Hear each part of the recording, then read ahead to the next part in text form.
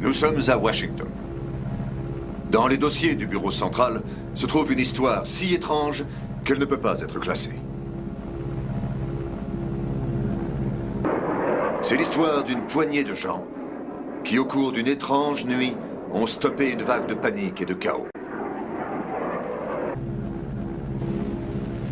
Alors que le vol A de la patrouille côtière de Travis Field retournait à la base, que le vol quotidien à destination du Japon devait passer par le grand cercle arctique, et qu'en mer, la marine et les gardes-côtes maintenaient leurs gardes habituels, de l'équateur à l'Arctique, les radars balayaient le ciel avec leurs yeux qui ne dorment jamais.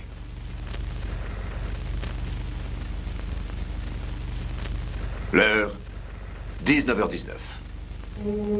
Un objet volant non identifié est repéré à 320 km au nord du point Barrow en Alaska. 19h27. Objet volant non identifié confirmé à Fairbanks en Alaska. Direction sud-sud-ouest, 170 degrés. Altitude, 15 000 mètres. Vitesse estimée, 8000 km/h. Code alerte blanc. 19h39. Objet volant non identifié à 320 km à l'ouest de Vancouver, en Colombie-Britannique. Cap 160 degrés. Hauteur 20 000 mètres. Vitesse estimée en baisse à 5000 km/h. Code alerte jaune.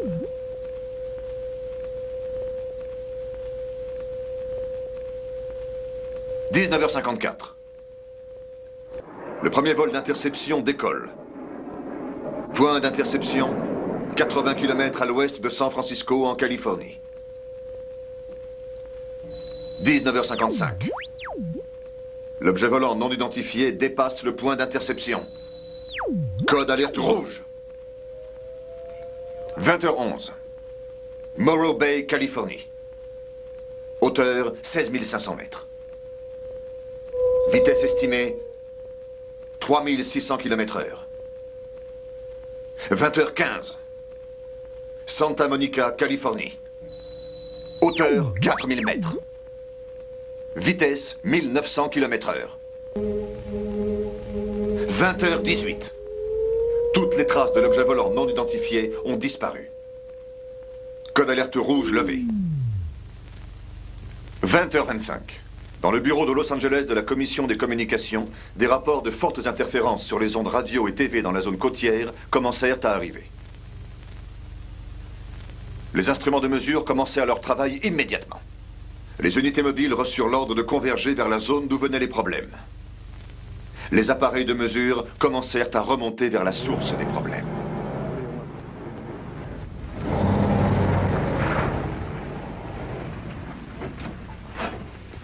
Unité mobile 1, Hazen à l'appareil. Secteur Océan et Baconway. Interférence puissance 2. Position 27 degrés. À vous. Mobile 1, ici Centrale, bien reçu. À vous. Mobile 7 à Centrale, à vous. Allez-y, Mobile 7. Ici Mobile 7, je suis entre Centre Pacifique et Beach 4. Interférence puissance 3. Position 39 degrés, à vous. Ici Centrale, tenez-vous prêts. Terminé. Mobile 1 et Mobile 7, ici Centrale. Point d'interception estimé à 5 km au nord de Surf. Je répète, 5 km au nord de Surf. Répondez. Ici Mobile 7, reçu. Ici Mobile 1, reçu. Mobile 7, bien reçu, on y va. Ok, Charlie, on y va.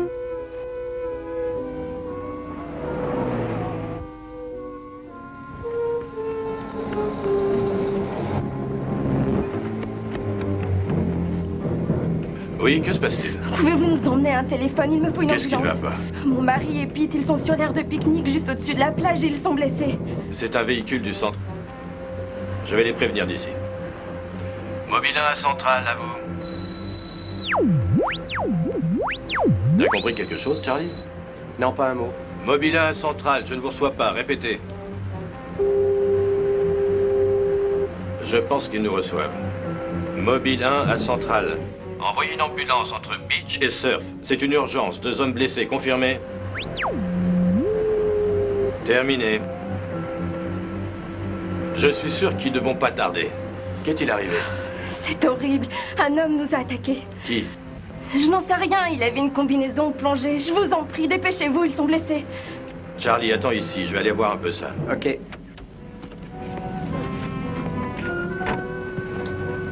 La raison de l'hystérie de cette jeune femme devint de plus en plus évidente lorsqu'ils arrivèrent sur la plage. Il n'y avait plus aucune trace de ce mystérieux intrus. Il n'y avait plus rien à faire pour son mari. Il n'y avait plus qu'à attendre l'ambulance pour son ami.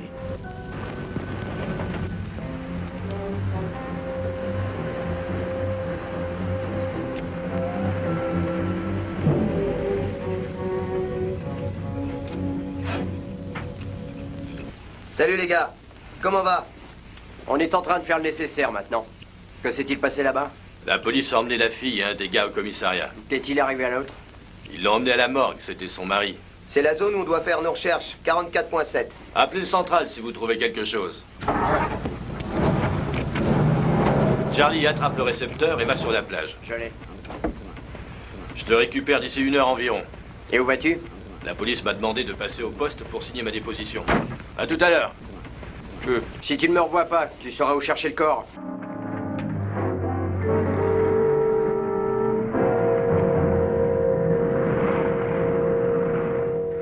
Comme je vous l'ai dit, on venait de commencer à manger vers 8 heures et on a entendu quelque chose qui faisait du bruit. J'ai levé la tête, mais je n'ai rien vu.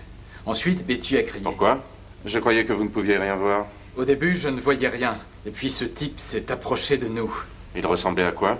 Comment voulez-vous que je le sache? Il portait une espèce de casque. Ça devait être un plongeur en scaphandre. Très bien. Alors, après que vous ayez vu ce plongeur, que s'est-il passé? Eh bien, nous nous sommes levés. Ed, le mari de Betty, lui a crié de s'arrêter. Mais il a continué son chemin. Je n'ai jamais rien vu de pareil. Il ne disait rien, il continuait à s'approcher. Ensuite, il vous a attaqué. On ne lui en a pas donné l'occasion. Ed a attrapé un bout de bois et essayé de le frapper. Il l'a touché, mais même ça ne l'a pas arrêté. C'est tout ce dont je me souviens. Ce n'est pas parce qu'un homme se balade qu'il faut le frapper. Vous ne semblez pas être facilement impressionnable. Comment vous sentiriez-vous si un type casqué avec des tuyaux partout vous fonçait dessus dans le noir? Écoutez, je sais que ça paraît un peu dingue, mais il n'y avait pas de tête dans ce casque. Pas de tête. Pas de tête du tout. C'est la vérité. Je crois que vous avez besoin d'un café. J'ai besoin de rien. Lieutenant, si ça ne vous dérange pas, je dois récupérer un de mes hommes à la plage. Très bien, merci d'être venu, Hazen. Désolé de vous avoir dérangé. Pas de problème, à plus tard. À vous aussi. Bon, reprenons l'histoire au début. Vous connaissiez bien le mort? Et sa femme? Betty et moi étions à l'école ensemble. Je connaissais Eddie depuis 1 an. Depuis combien de temps était-il marié? À peu près 1 an. Son mari n'était-il pas plus âgé qu'elle? Je ne sais pas. Mais vous m'avez dit que vous étiez à l'école avec Madame Evans. Vous n'avez jamais parlé de choses personnelles? Oui, en effet, elle a dit qu'il était plus âgé. De combien? 15, 20 ans. Quelle différence est-ce que ça fait? Voilà, ce n'était pas si difficile que ça. Où habitez-vous? Au 629 Est à Palm Court. Pourquoi? C'est là qu'habitent les Evans, n'est-ce pas? Oui, je loge chez eux. Ah bon. Madame Evans est une belle femme. Je me trompe? Qu'essayez-vous de me dire?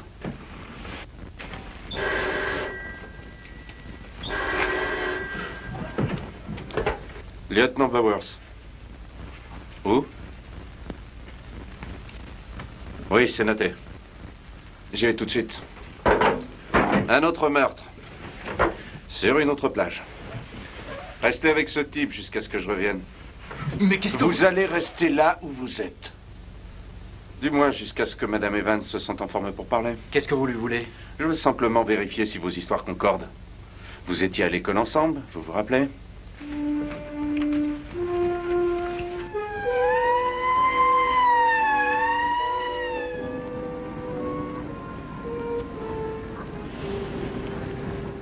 Il n'y a aucun témoin? Non, aucun pour l'instant. Il manque quelque chose? Je crois pas, lieutenant. La caisse n'a pas été touchée. Faites-moi un inventaire dès que possible. Et pour les empreintes? On y travaille justement, lieutenant.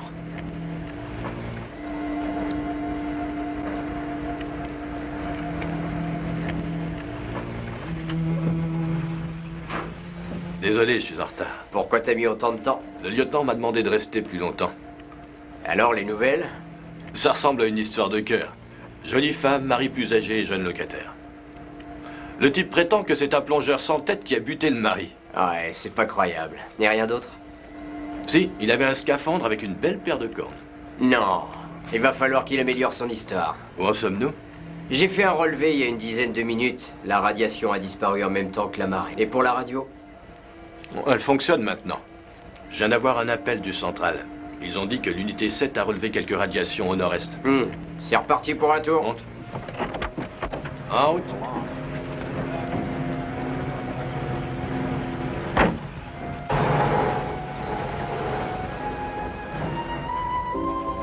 Qui nous a prévenu? Il est là-bas. Il habite à côté. Il s'appelle George Knowlton. Monsieur Knowlton? Oui, monsieur. Vous pouvez venir? Je suis le lieutenant Bowers des homicides. C'est vous qui avez trouvé le corps? Exact. Je pense que ça s'est passé au moment de la fermeture. Comment savez-vous ça? Parce qu'en général, ils ferment à cette heure-là. Et que faisiez-vous? J'étais à la maison en train de regarder la boxe à la télé quand tout a commencé à se détraquer. Je ne vois pas le lien. Ah, vous ne connaissez pas mon poste. Il ne marchait pas du tout quand je suis rentré pour dîner. Puis soudainement, tout allait bien. J'étais sur le point de me remettre devant le poste pour regarder le combat et tout s'est déréglé à nouveau. J'ai pensé que c'était la centrale électrique qui provoquait une surcharge. Alors je suis sorti pour voir. Eh, vous n'arrêtez jamais de travailler. Qu'y a-t-il maintenant? Un autre meurtre. Que faites-vous ici, Hazen? La même chose qu'avant, on essaie de trouver le signal dans ce secteur. Hé, ce truc, ça marche aussi sur la télé? C'est le cas depuis des heures. Qu'est-ce que je vous ai dit? Qu'est-ce qu'il y a? Il semblerait que sa télé ne fonctionne pas. Au moins, on sait qu'on est sur la bonne voie. Comment ça s'est passé avec le gars? Il ne change pas d'histoire. Un type qui n'a pas de tête. Bon, j'y vais. Salut. Salut. Allez, Charlie, on y va.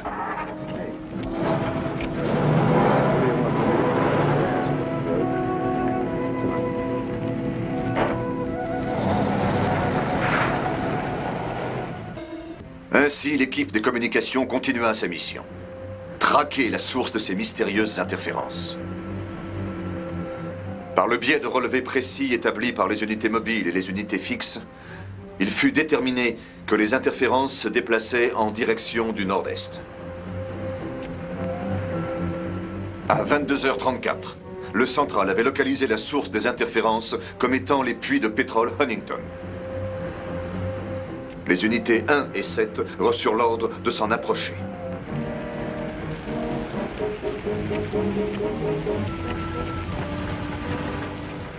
Et Charlie, tu vois ce que je vois?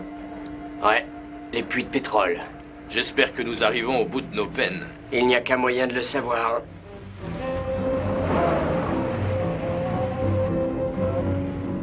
Ouais. Écoutez, sergent. 2 meurtres et une explosion dans le même secteur. C'est quand même un peu gros. Allez, on peut pas tout mettre sur le dos de ce type. Quoi, on peut? Très drôle. Oui? Je suis Hazen de la commission des communications. Oh, le lieutenant vous attend. Merci. Qui c'est celui-là? Vous l'avez entendu? Commission des communications. Ce genre d'interférence arrive souvent? Jamais vu quelque chose de pareil. Ça bouge tout le temps. Peut-être un émetteur dans une voiture? Non, ce n'est pas un émetteur. On n'a jamais eu de gros problèmes, juste des interférences. Et vous n'avez aucune idée de ce que c'est? Pas encore, et vous, ça va? Pas très bien. Vous étiez là quand j'ai interrogé cet homme à propos du meurtre de la plage. Vous en avez tiré quelque chose? Oui. Venez avec moi, ça va vous intéresser.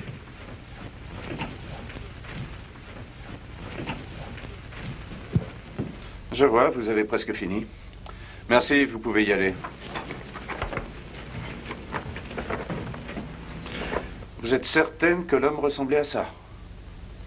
Qu'est-ce que tu en dis, Betty? C'est à peu près ça, mais je pense que les tuyaux étaient un peu plus bas. Vous maintenez toujours qu'il n'y avait pas de tête à l'intérieur? Oui, absolument, lieutenant. Et vous? Eh bien, il faisait noir, je ne pourrais pas le jurer. Merci, ce sera tout. On peut s'en aller maintenant? Oui, pour l'instant. Mais restez chez vous, j'aurai peut-être besoin de vous demain. Nous y serons. Allons-y, Betty. Vous avez changé d'avis sur ces deux-là, n'est-ce pas? Je suppose que vous aviez raison. Et Lou, faites entrer le vieux. Ne me dites pas que vous croyez à cette histoire de ce genre de baliverne. Ah non, ça me paraît toujours aussi drôle. Mais... Ah, entrez, asseyez-vous, je vous prie. Vous êtes le gardien de nuit des puits de pétrole Innington? Oui, c'est ça, monsieur. Je travaille pour cette société depuis 23 ans. Pouvez-vous dire à monsieur Hazen exactement ce qui s'est passé? Eh bien, monsieur, comme je l'ai raconté, je venais de fermer le portail pour la nuit lorsque j'ai vu un homme arriver. Je n'ai jamais eu aussi peur de ma vie. Oui, continuez. Ce n'était pas tellement l'homme, mais plutôt le costume qu'il portait. Il ne s'est pas arrêté lorsque j'ai crié. Il m'a poussé et il est rentré. Et s'est approché de la cuve. Mais vous aviez un revolver? Vous n'avez pas essayé de l'arrêter? Non, il était beaucoup trop près de la cuve, j'ai eu peur de tirer. À ce moment-là, j'ai décidé d'appeler du secours. Quand je suis arrivé au poste de garde, la cuve a explosé. Oh, ces flammes, vous auriez dû voir ça, c'était vraiment... Bien, pouvez-vous nous faire une description de cet homme? Comment était-il habillé? Eh bien, monsieur, comme je vous l'ai dit, il avait une espèce de combinaison de vol avec un casque. Il mesurait combien? Oh, c'était un géant, vraiment. Et puis, il y avait des tas de tuyaux qui sortaient de son espèce de casque. Pouvez-vous nous décrire son visage? Voyez-vous, monsieur, bien qu'il se soit approché de moi, je pourrais jurer que cet homme n'avait pas de visage. Si vous revoyiez cet homme, pourriez-vous l'identifier par sa combinaison? Je ne l'oublierai jamais, même si je vis jusqu'à 100 ans. Est-ce que ce serait cet homme? Oh, attendez, bien sûr, c'est bien lui, Merci c'est ce beaucoup, gars-là. merci encore. Vous pouvez y aller maintenant. Très bien, monsieur. Au revoir. Alors, Hazen, qu'en dites-vous maintenant? Alors là, je n'en sais rien. C'est sûr, les descriptions concordent. Ça pourrait être une espèce de combinaison de vol, pour haute altitude. Oui, c'est ce que je pensais. Mais comment expliquez-vous cette histoire de tête manquante? Je ne pense pas qu'il faille s'y fier. Ces gens avaient peur. Il faisait nuit, personne ne l'a vraiment vu de près. Je suppose que vous dites vrai, mais qui que ce soit, cette combinaison ne ressemble pas à l'une des nôtres. Évidemment. Il s'agit sans doute d'un commando. Un sabotage? Peut-être. On devrait envoyer un téléx à Washington pour savoir ce qu'ils en disent. Vous pouvez utiliser notre téléx? Je vais dire à la police de vérifier s'il ne se passe rien d'inhabituel. Une minute. Et pour la presse? Oh, je ne pense pas qu'elle sache encore grand-chose. Mieux vaut que ça reste comme ça pour l'instant. Voyons d'abord si notre ami est encore dans les parages. S'il y est, je pense qu'on pourra vous le retrouver. Mon intuition me dit qu'il transporte quelque chose qui est responsable de cette interférence, qu'il en soit conscient ou non.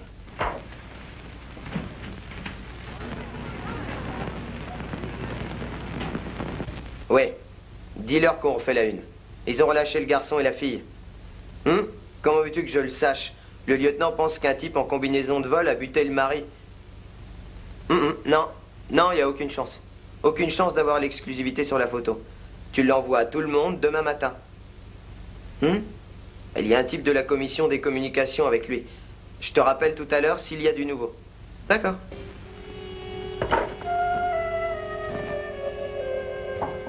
Oui, entrez. Désolé de vous déranger, lieutenant. Qu'y a-t-il, Jim? C'est ce télégramme pour vous. Oh, merci, Jim, nous l'attendions. Ça a été rapide. Voilà, c'est notre réponse. On dirait qu'ils ne dorment jamais à Washington. Il y a écrit qu'il faut contacter le major Andrews chez le docteur Wyatt, directeur de l'Institut Griffith. Il est un peu tard. Je vais quand même les appeler. D'accord, je vais en profiter pour appeler le central. Bonne idée.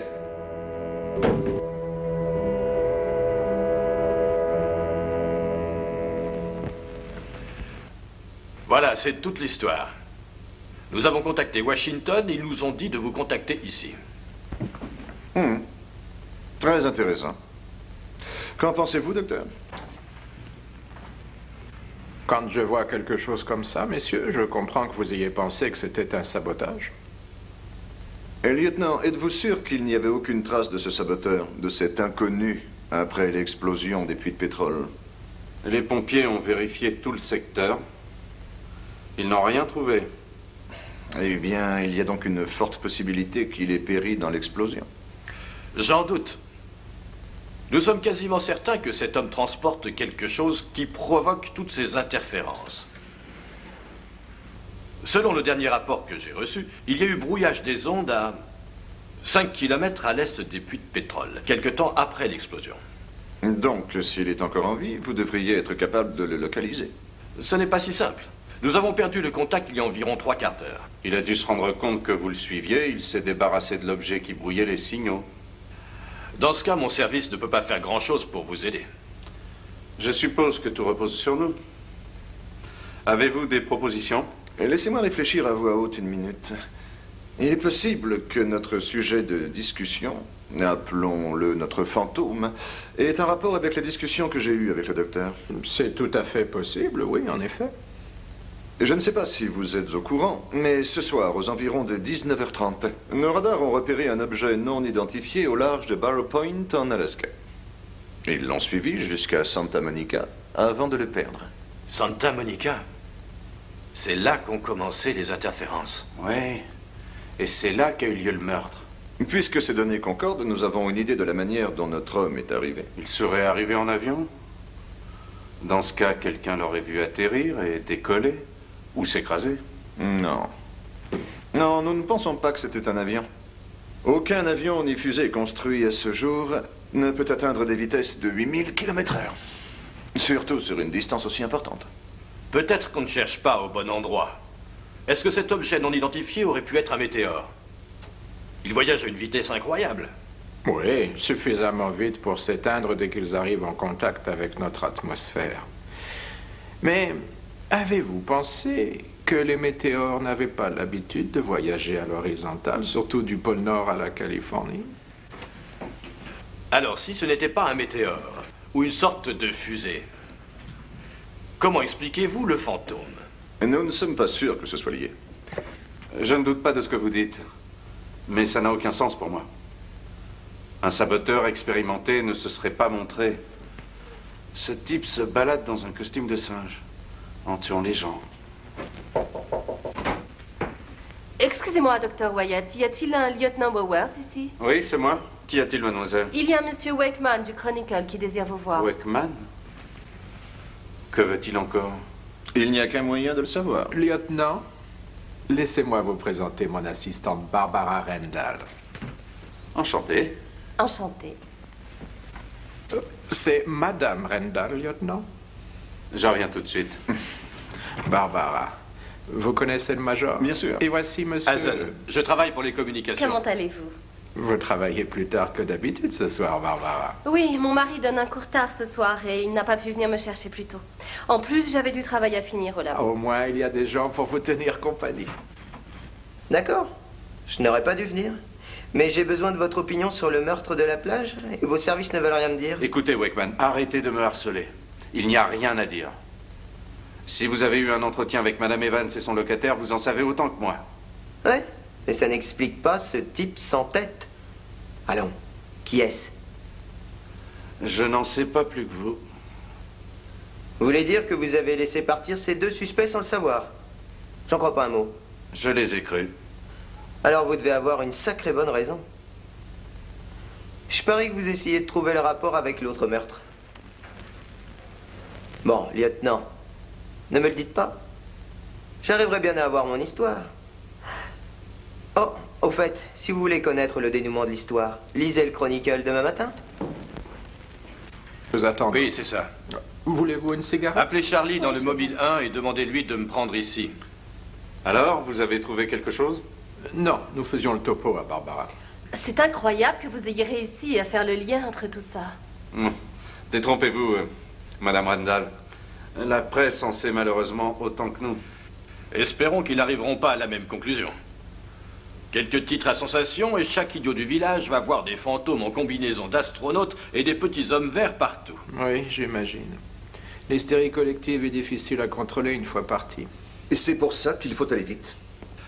Bon, maintenant je suppose que c'est de ma responsabilité. Je vous contacte dès que j'ai quelque chose. À plus tard. À 12h30, le dispositif était en place. Les unités mobiles quadrillaient les routes et la campagne, couvrant un secteur de 55 km². Un équipement scientifique de haute technologie était prêt à l'action. Tout le personnel sur le terrain était prêt à agir dès qu'il aurait le signal du centre de communication. Corona centrale. Signal puissance 4 à la briqueterie sur la 160e. Se dirige vers les puits de pétrole. Contactez vos unités. Terminé. Unité 1 et 7, ici centrale. Unité 1 et 7, ici centrale. Interférence puissance 4 au croisement de la 160e et des puits de pétrole se déplace vers l'est. Je répète. Interférence puissance 4 au croisement de la 160e et des puits de pétrole se déplace vers l'est. Allez-y.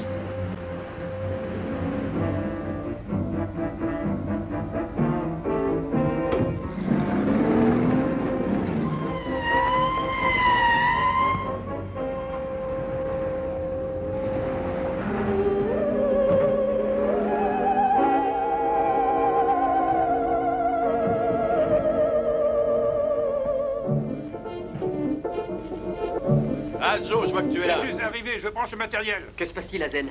Le problème vient de ce J'ai secteur. apporté le compteur Gégère. Merci, docteur. C'est assez loin des puits de pétrole. Trop loin pour que le compteur fonctionne. Je pense qu'on ferait mieux de se séparer. D'accord, lieutenant. Vous deux, allez par là et vous deux par ici. Venez avec moi, docteur. Et vous, Walkman, vous ne bougez pas d'ici.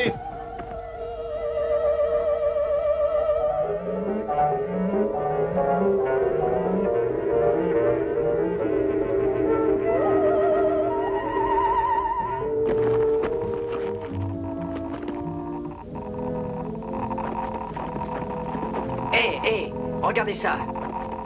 Oui, c'est dans cette direction. Hey, Joe! Joe!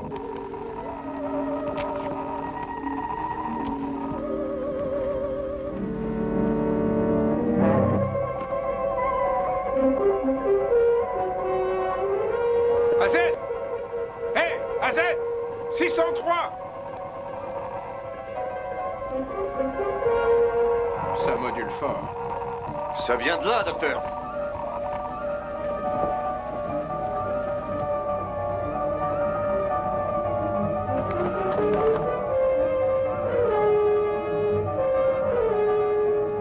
Ça vient de cette direction. Allons-y!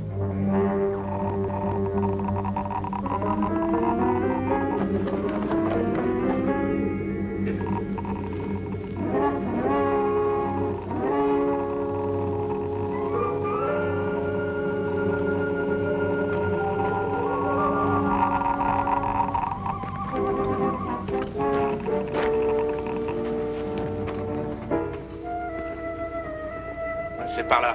Venez.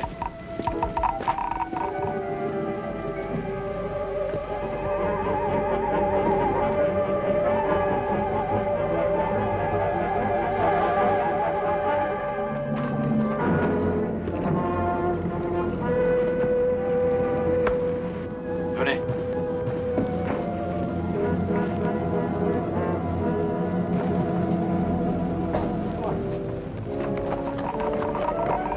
C'est de plus en plus fort. Le mien aussi. Montrez. Comparons-les. En effet. Il est là. On l'a vu. Là, regardez! Allons-y! Attendez. Il doit être quelque part par là. Oui, mais il faut arriver à passer. Ouais. Là! Attention! Venez! Faut lui barrer la route! Vite, venez! Par ici!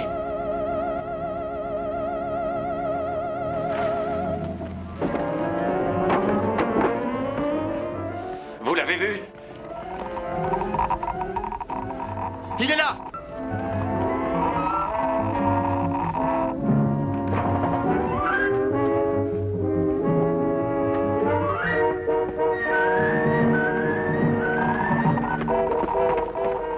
Il s'est enfermé. Il est coincé. Vous avez 10 secondes pour sortir et vous rendre. Je compte. 1, 2, 3, 4, 5, 6, 7, 8, 9, 10. On y va. Rendez-vous. 2 hommes pour vous courir.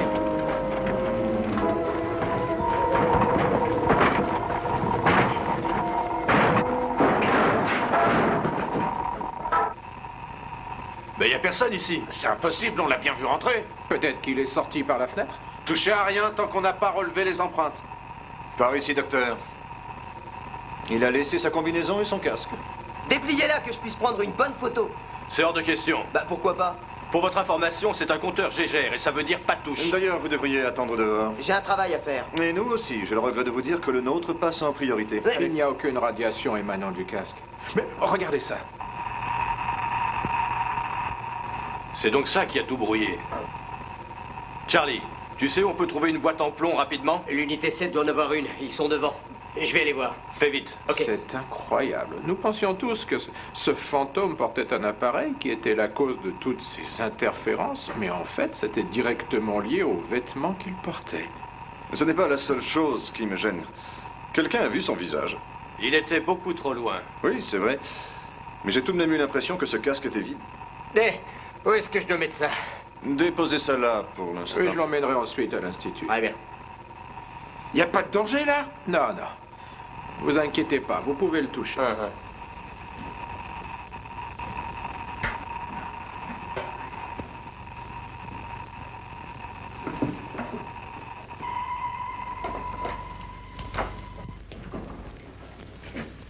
Alors?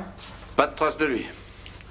Les policiers fouillent encore le secteur. Il cherche quoi? Personne ne sait à quoi il ressemble. Ne parlez pas trop vite, Major. Le journaliste a réussi à prendre une photo de lui. J'ai réussi à lui emprunter la pellicule et je l'ai envoyée au QG pour qu'il la développe. Envoyez-nous les tirages dès que vous pourrez. D'accord. Lieutenant, vous êtes sûr que vous ne voulez pas nous accompagner? Nous allons faire quelques tests au labo. J'aimerais bien. Mais vous vous rappelez la situation, je dois attraper ce type. Tenez-moi au courant. Ce sera fait.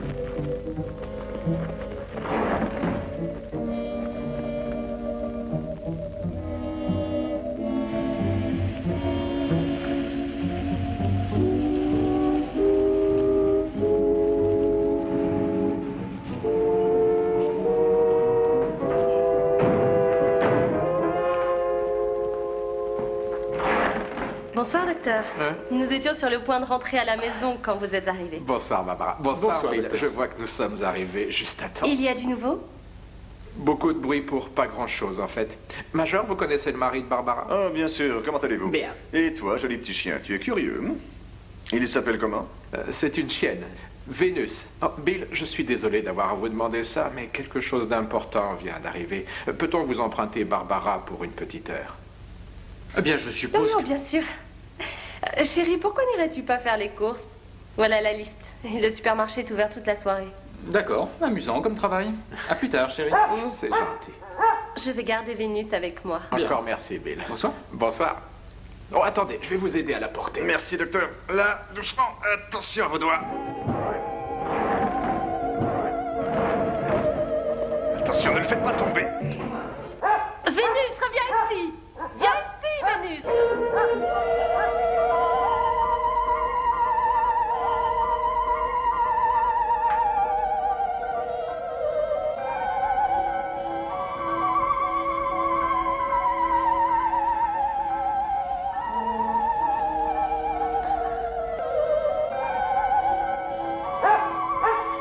Vénus, reviens ici! Allons, mon chien, qu'est-ce qu'il y a? Il n'y a personne ici. Regarde, tu vois, il n'y a personne ici, mon chien. Allez, viens. Tu sais très bien que tu n'as pas le droit d'être ici. Vénus, tais-toi. Ah, allez, viens, ma fille.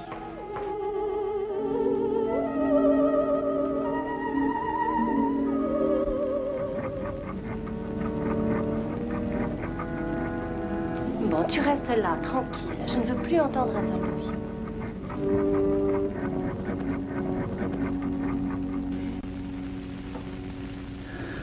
Vous aviez raison, docteur. Il n'y a d'empreinte nulle part. Qu'est-ce que c'est que ça? Surtout ne touchez à rien. Vous devriez mettre des gants. Notre ami, Monsieur X, a abandonné ses affaires à la raffinerie. Vous voulez dire que vous avez eu ces vêtements sans On l'attraper? peut dire ça, en effet. Tout dépend de la police, maintenant. Passez-moi ce sécateur, je vous prie. J'aimerais découper ce matériau pour analyse. Merci.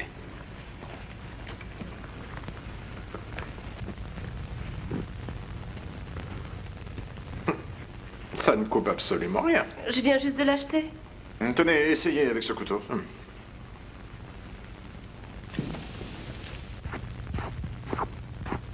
Ça non plus, ça ne coupe pas. Laissez-moi essayer.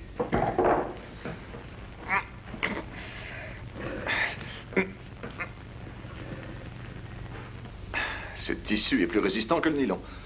Pourquoi ne pas essayer au-dessus d'un bec benzène?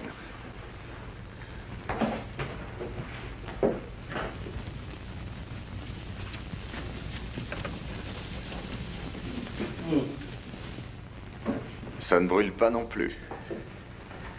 On va le regarder au microscope. Regardez, c'est aimanté. Oui. Aimanté. Attendez. Radioactif et a priori indestructible. Merci.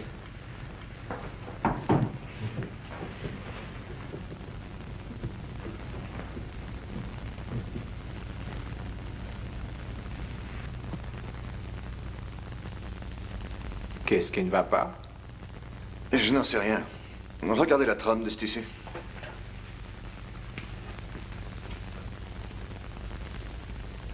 Quelle trame?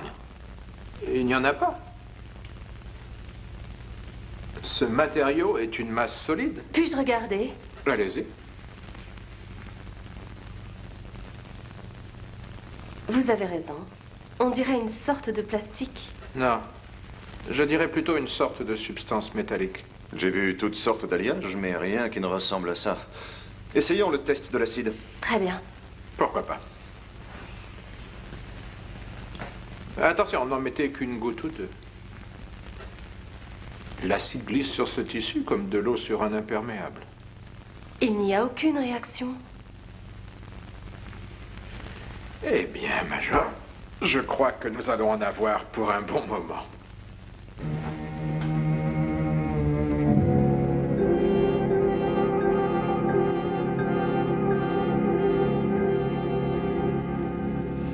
Nous avons trouvé. Le casque n'est pas radioactif, mais la combinaison l'est. Mais il n'y a aucun doute. Cette combinaison a été spécialement conçue pour des altitudes supérieures à 20 000 mètres. Normalement, à cette altitude, le sang humain bouillirait et ferait doubler le volume du corps, ce qui serait mortel, bien sûr. Je vois. Elle résiste à la pression et à la décompression. De plus, elle doit être tellement chargée qu'elle peut fonctionner dans une zone sans atmosphère. Bon, voyons ce qui reste dans ce système respiratoire. Comment vous en sortez-vous?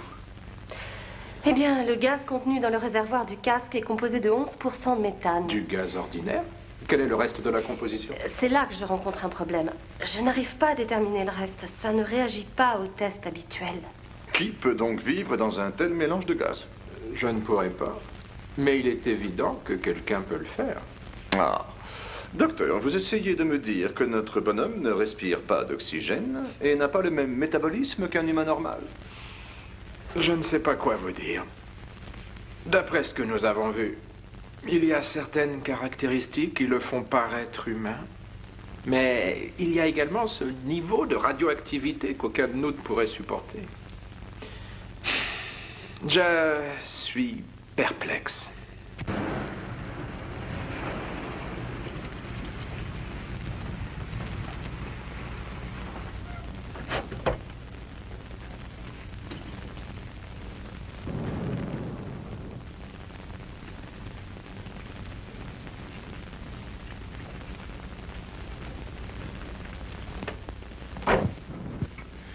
Je crois que la réponse est dans le casque. Il doit en avoir besoin pour survivre. Sinon, il ne l'aurait pas porté là où on peut le reconnaître. Il ne l'a enlevé qu'une fois coincé. Si ce que vous dites est vrai, comment peut-il vivre sans casque maintenant?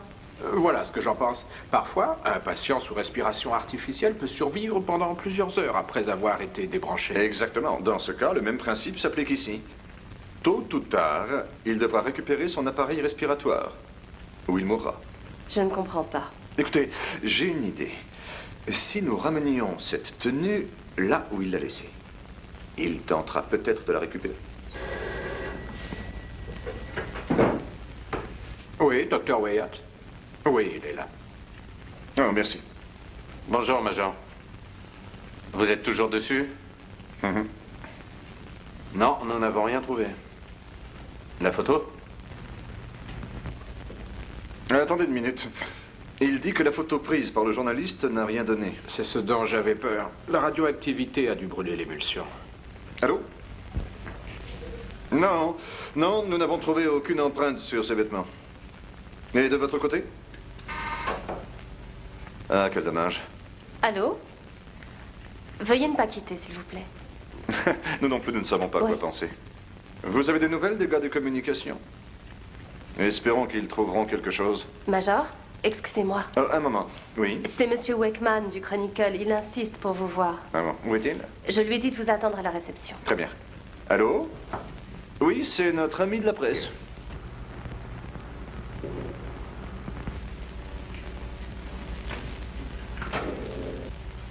Ne vous inquiétez pas, je ne risque pas de le mettre au courant. Du moins, tant que nous n'avons rien de tangible. D'accord. À plus tard. Bon, je suppose que je devrais voir ce journaliste. Voulez-vous venir, docteur? Pourquoi pas?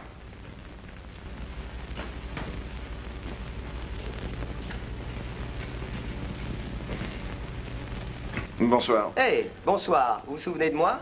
Oui, bien sûr. Sympa les gadgets que vous avez là. C'est aussi notre avis. Qu'est-ce que vous voulez? Je voudrais savoir si je pouvais faire quelques photos de la combinaison que vous avez ramenée. Je suis désolé, mais c'est impossible. Oh.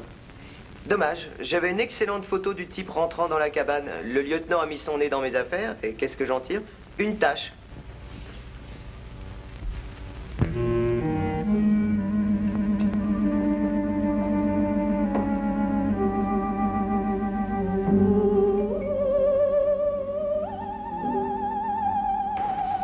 Est-ce que c'est vous, docteur?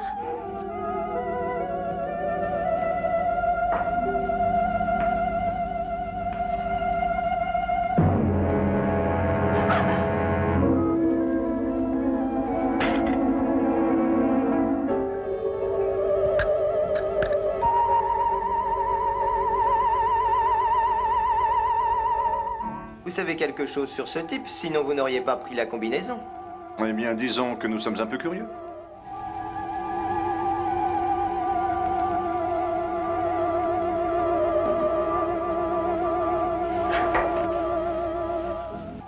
Oh, bonsoir, Bill. Déjà de retour? Oui. Barbara a terminé? Je ne sais pas. Elle est encore au laboratoire, mais allez-y. Oui, merci bien.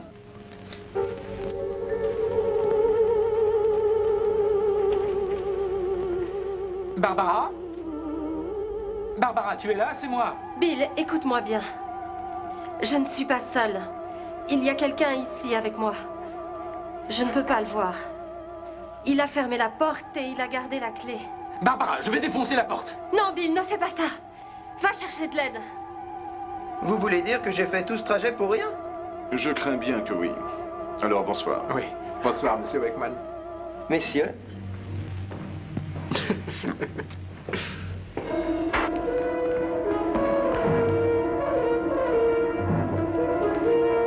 Ah, Major, venez vite. Que se passe-t-il? Qu'y a-t-il? Où est Barbara?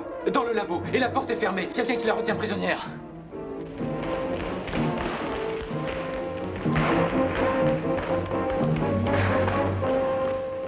Je croyais que la porte était fermée à clé. Elle l'était. Elle est partie. Allez voir à l'entrée principale. C'est la seule manière de sortir oui, d'ici. d'accord. Et nous l'aurions vue en arrivant. Alors elle doit être toujours dans Nous le devrions bâtiment. nous séparer. Je monte sur le toit. Barbara! Barbara! Barbara! Barbara!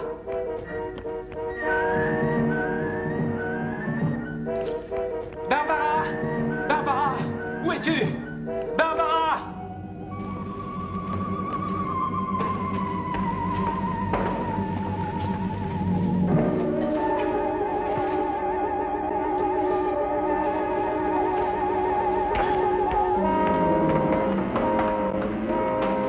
Barbara! Barbara! Barbara! Barbara! Où es-tu?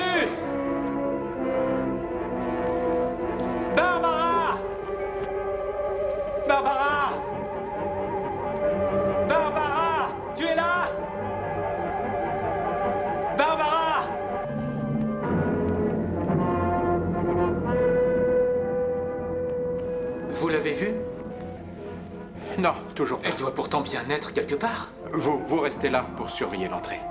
Je vais aller voir au sous-sol. D'accord.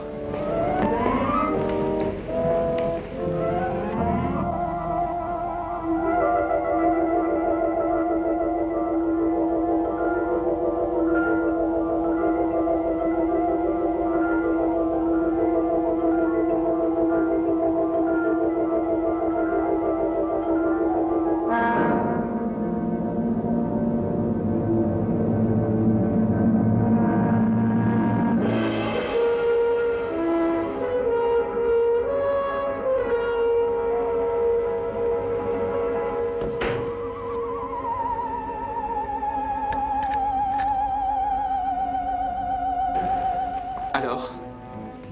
Elle n'est pas là-haut. Où est le docteur? Il est allé au sous-sol. Ah, le voilà. Vous ne l'avez pas vu? Non. Appelons la police. Oui, on ne peut pas attendre. On ne sait pas ce qui peut lui arriver. Non, non, calmez-vous. Nous faisons tout ce que nous pouvons. Mais elle a dit qu'elle était enfermée. Qu'elle ne pouvait pas voir qui était là. Vous avez une explication à ça? Non. Pas encore. Venez. Mais...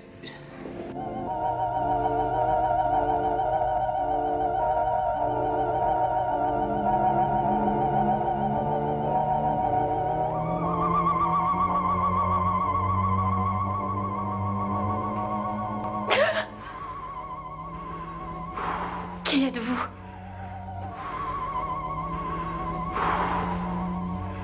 Ne m'approchez pas. Je vous préviens, ne m'approchez pas. Non!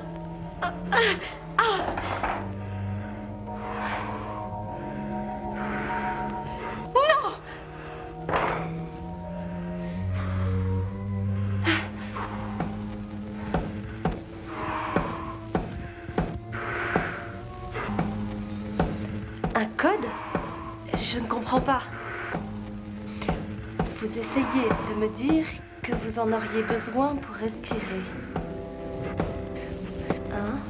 1, 2, 1, 2, 3. Très bien, je vais l'écrire.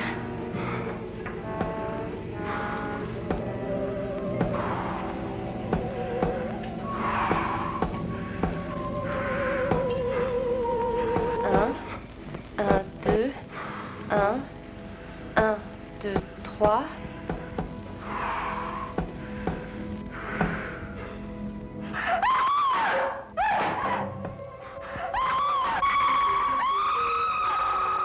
C'est Barbara! Ça vient du labo.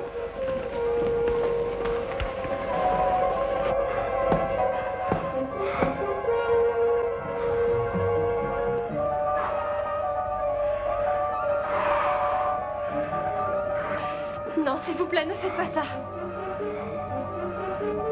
Elle est là-dedans. Barbara! Vite, je peux voir ses mains avec l'infrarouge. Essayez encore la porte, je suis sûre qu'elle est ouverte. Barbara, ça va? Oui, ça va. Je le cherche, je viens de le voir et il doit être encore ici.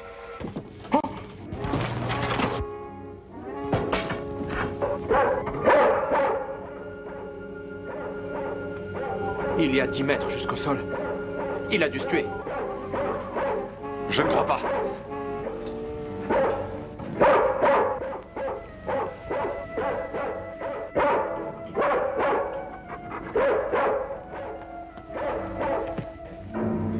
Oh, c'était terrifiant.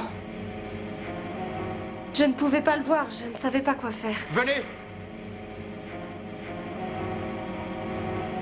La combinaison se désintègre. C'est incroyable.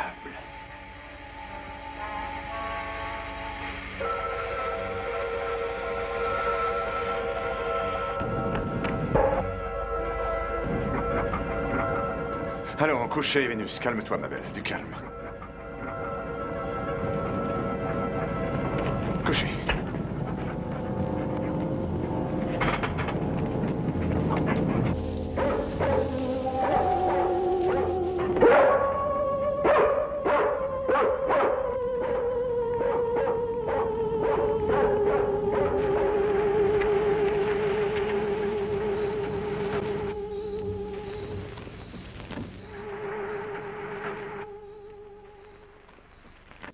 J'appelle le central pour Mobile 1. Répondez, s'il vous plaît.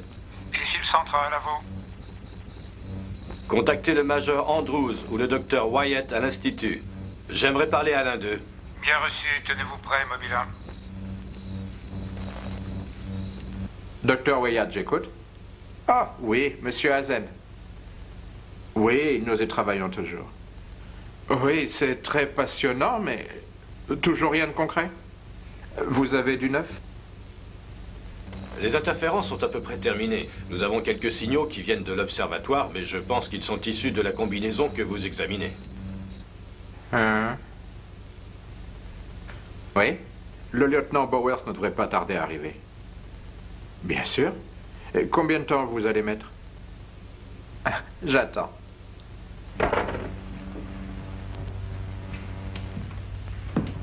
Ah, messieurs, merci. Posez ça là, je vous prie. Barbara, posez ça là, s'il vous plaît. Voilà. Maintenant, vous allez pouvoir le voir. Je vais utiliser des ultraviolets pour vous montrer le peu qui reste de cette chose de l'espace. Comme vous pouvez le constater, elle s'est transformée en un liquide en phase d'évaporation. Son casque est dans le labo, toujours intact.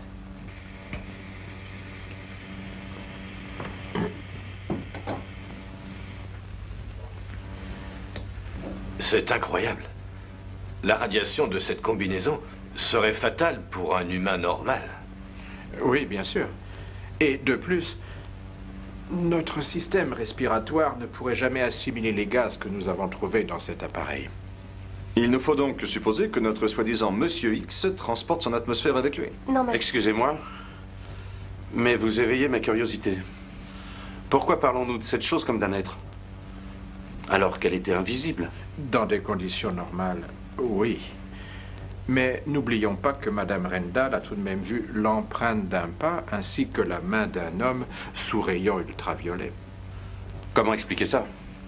Je ne sais pas, mais le corps humain se compose de plusieurs éléments à base de carbone. Ainsi que du charbon. Oui. Maintenant, supposons que nous ayons la même structure organique que ce Monsieur X et qu'à la place du carbone, nous mettions de la silice. La silice, c'est du verre. Exactement. Il est alors possible que le corps composé de ces éléments et exposé à notre atmosphère devienne finalement invisible. Si je comprends bien votre pensée, vous êtes en train de nous dire que ce n'est pas un être humain? Je n'ai pas dit ça. Bien au contraire. Toutes les preuves nous suggèrent l'opposé. Un super-humain avec une intelligence supérieure. Comment pouvez-vous le savoir? Premièrement, Madame Rendal a bien vu une main, comme la nôtre. 4 doigts, ainsi que le pouce. C'est un être doté d'intelligence. Il vient d'un monde qui a su développer un transport spatial suffisant pour lui permettre de voyager jusqu'à la Terre. Nous n'avons rien de ce genre. Nous ne pouvons même pas atteindre une autre planète de notre système solaire. Ça pourrait expliquer l'objet volant non identifié que nos radars ont détecté il y a quelques heures. Ma théorie est la suivante. Ce vaisseau spatial, ou quoi que ce soit d'autre dans lequel il est arrivé, fonctionne selon un principe de propulsion magnétique et non atomique. Et quelque part là-haut, les conditions atmosphériques ont fait que la gravité de la Terre a attiré le vaisseau vers elle. Il est tombé dans l'océan et après, il a dû réussir à atteindre le rivage. Vous pouvez vraiment capter n'importe quelle interférence? Même si le signal est très faible? Bien sûr que je peux. Nous avions sa trace à la minute où il a quitté la plage. Je ne savais pas que vous aviez des instruments aussi sensibles dans votre voiture. Ce que vous nous avez dit est très intéressant. Mais je dois faire un rapport officiel au QG. Puis-je dire que, selon vous, la personne que nous recherchons vient d'un autre monde? Ce que je peux vous dire, c'est que notre planète n'est pas la seule capable de supporter des formes de vie différentes. Ça, vous pouvez le dire. Tout ce que j'ai, c'est une vague trace de mains et de pas. Ça ne fait pas grand-chose. Pas d'empreinte, pas de description, vraiment rien. Et nous cherchons un meurtrier. Vous est-il venu à l'esprit que notre Monsieur X n'a pas de véritable mobile pour ses crimes? Donc il se peut que ce ne soit pas un véritable criminel. Vous n'avez pas tort. Attendez une minute. Rappelez-vous, le gars que nous suspections a bien dit que c'était le mari qui l'avait frappé en premier. Donc... Donc cela aurait pu suffire pour provoquer cette créature. Et c'est peut-être pareil pour le second meurtre. Bien sûr. Mais pour l'incendie à la raffinerie... Peut-être notre homme a-t-il détecté la présence de certains gaz qui pourraient être utilisés par son appareil respiratoire. Oui, cela expliquerait sa présence à la raffinerie. Quelque chose a mal tourné et a provoqué l'explosion. Ah ouais, c'est vraiment dommage qu'il nous ait aperçus et qu'il ait enlevé son uniforme. Sinon, nous aurions pu le trouver.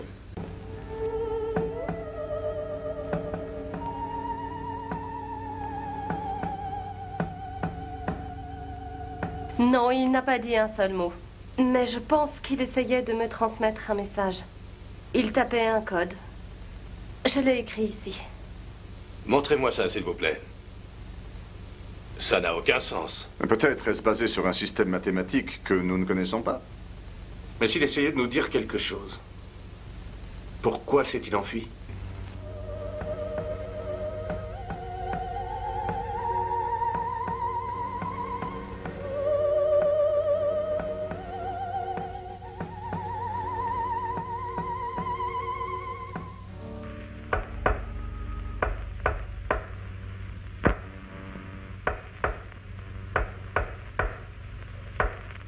Qu'est-ce que c'est que ça?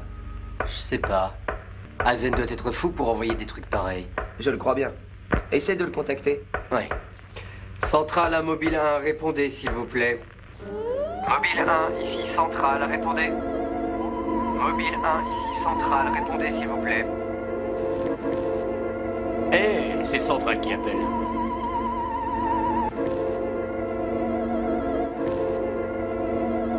Vous feriez mieux de rester près de la voiture. Je vais prévenir Hazen.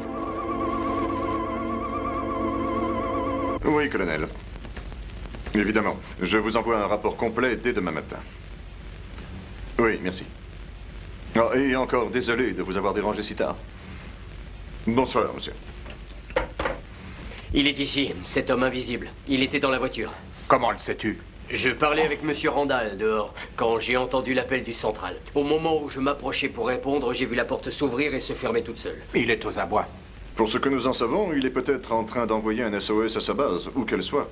J'espère qu'il n'y arrivera pas. On a assez de problèmes avec un seul de ces gars. L'important, c'est qu'il soit toujours dans les parages. Nous savons ce qui le retient ici. Bien sûr. Il doit revenir pour le peu de gaz qui reste dans son casque. Et quand il le fera... S'il vous plaît, le plus important, c'est de le prendre vivant. Si seulement nous pouvions lui faire comprendre, vous n'imaginez pas ce que la science pourrait en tirer. Je vous comprends, docteur. Mais je dois être sûr qu'une fois coincé, je serai en mesure de le retenir. Nous sommes tous d'accord. Très bien. Nous devons essayer de voir les choses de son point de vue. Il est dans un monde étrange. Il doit avoir autant peur de nous que nous avons peur de lui. La chose la plus importante est de rester calme et de ne rien faire pour le provoquer. Un plan pour attraper le fantôme fut mis en place sur le champ. Tous les obstacles à son accès au casque furent enlevés. Pour gommer toute méfiance, les portes restèrent sans surveillance. Un équipement qui passait inaperçu fut installé. Tout ceci fut connecté à un contrôleur temporaire qui donnerait la position exacte de l'intrus. Maintenant, il fallait attendre. La seule route d'accès à l'Institut fut bloquée, afin de s'assurer qu'aucune personne ne vienne bouleverser ce dispositif. C'est quoi tout ce bazar? Désolé, monsieur, personne ne peut passer. Sur ordre de qui? Du lieutenant Bowers. Ah, il est là-haut? Peut-être bien. Eh ben, dites-lui que Joe Wakeman du Chronicle est ici. Désolé, je n'ai pas le droit de quitter mon poste. Hein. Et eux, là-bas? Eh, vous, là-bas? Moi? Ouais. C'est pas vous, le gars des communications? Je vous ai pas vu il y a quelques heures à la raffinerie? Et alors? Vous savez quelque chose? Allez plutôt demander ça au lieutenant Bowers. Et comment je peux faire ça s'il ne veut pas me voir? Excellente question. Ouais.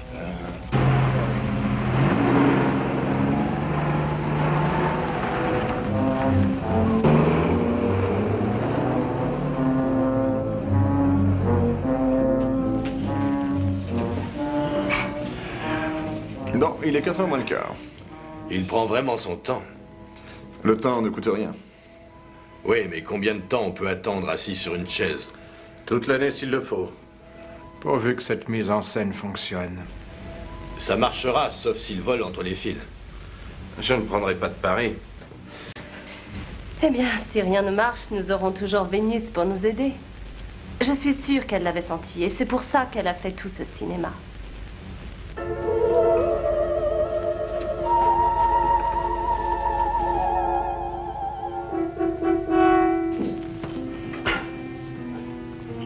Qu'y a-t-il, lieutenant? Quelque chose vous ennuie? Oh non, non, je pensais simplement à la réaction du public. Ah. Va falloir que je donne quelque chose à la presse d'ici demain.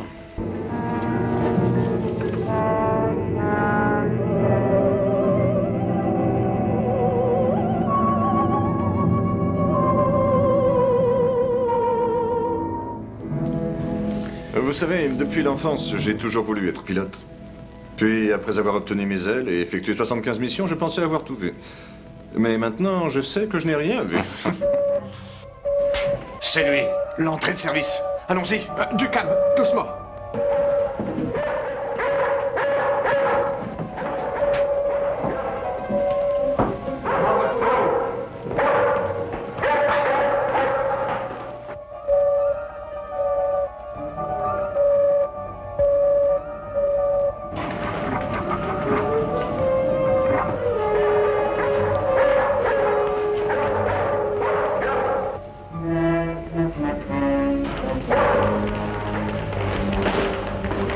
Major, allons par là. Allons-y.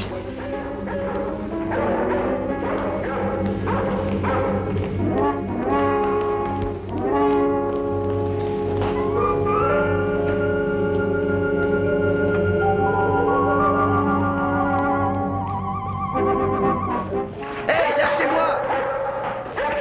Ici, retiens!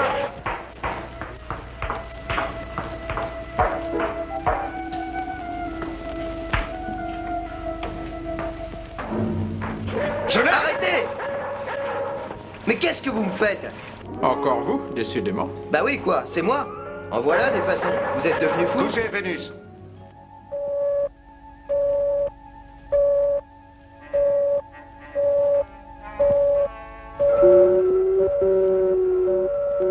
Comment êtes-vous entré? Quelle importance? Allez, que se passe-t-il? Dites-moi.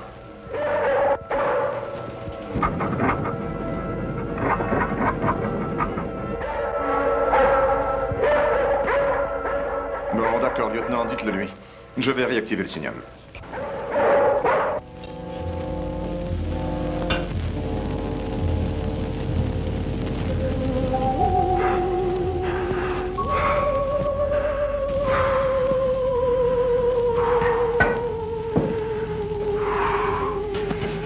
N'ayez pas peur. Nous voulons que vous viviez. Est-ce que vous me comprenez? Pouvez-vous me parler? Pouvez-vous me dire quelque chose, n'importe quoi, dans n'importe quelle langue?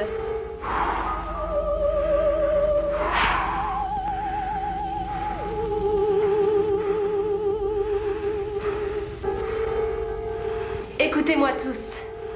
Il est au labo avec moi. Il est au labo avec moi. Vénus, tais-toi! La porte n'est pas verrouillée. Dépêchez-vous, il a du mal à respirer. Je ne pense pas qu'il tiendra longtemps. Et s'il vous plaît, ne laissez pas Vénus l'attaquer. Entrez doucement. Du calme, Vénus.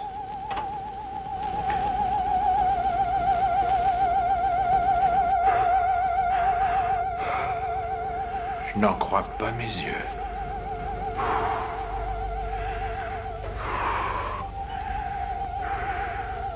Personne ne vous veut de mal. N'ayez pas peur de nous. J'ai essayé de le raisonner. Il me semble qu'il comprend, mais il ne peut pas parler. Attendez une minute, je vais essayer son code, je crois que je m'en souviens.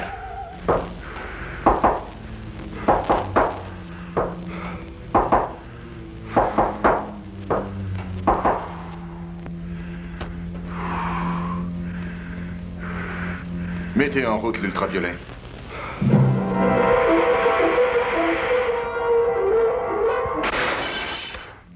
Pauvre idiot, vous lui avez fait peur.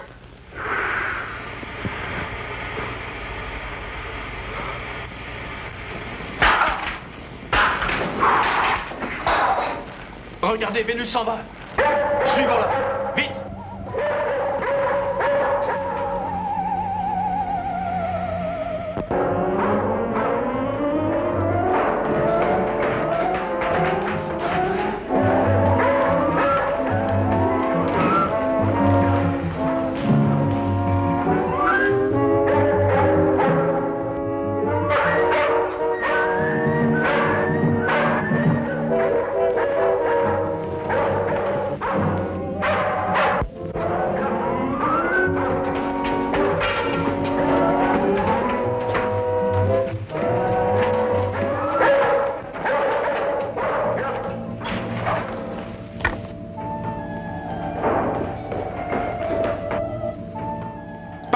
Sur le toit.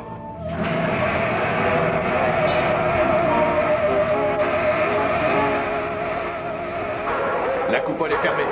Tais-toi, Vénus. En tout cas, il est coincé ici. Il n'y a pas d'issue. Oui, il est sûrement sur le télescope. S'il vous plaît, lieutenant, c'est notre dernière chance de le prendre vivant. C'est vrai. Branchons les lampes. Il y a des prises là.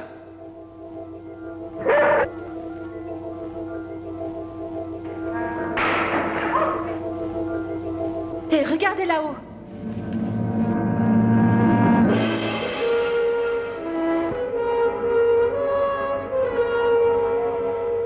Tout son corps brille. Regardez comme il brille. C'est incroyable. Oui. Que faisons-nous maintenant? Reculez un peu.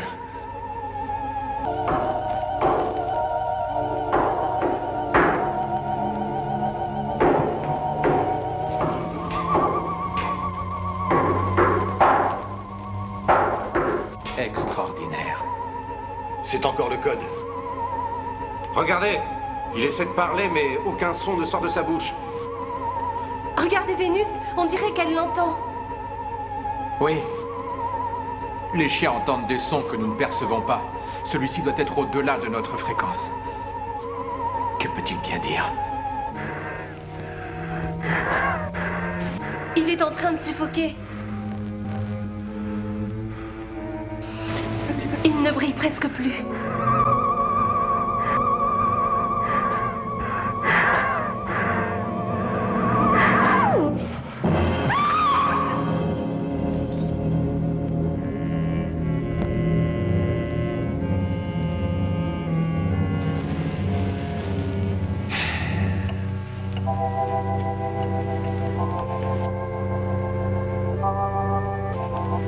Nous n'avons plus besoin de ces lampes. La mort l'a rendu visible, à l'image de n'importe quel corps.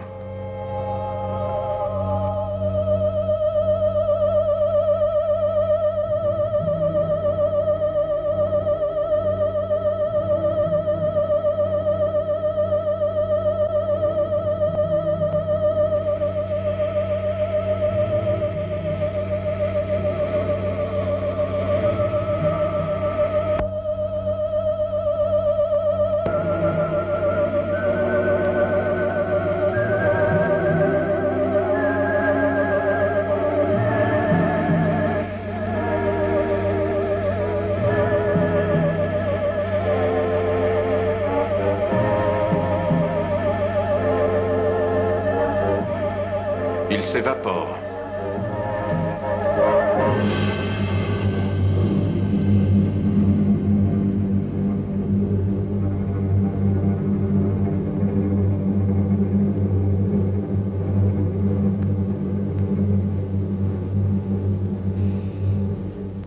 Après être venu de je ne sais où, juste là devant nos yeux, son corps est passé par les phases finales de la vie.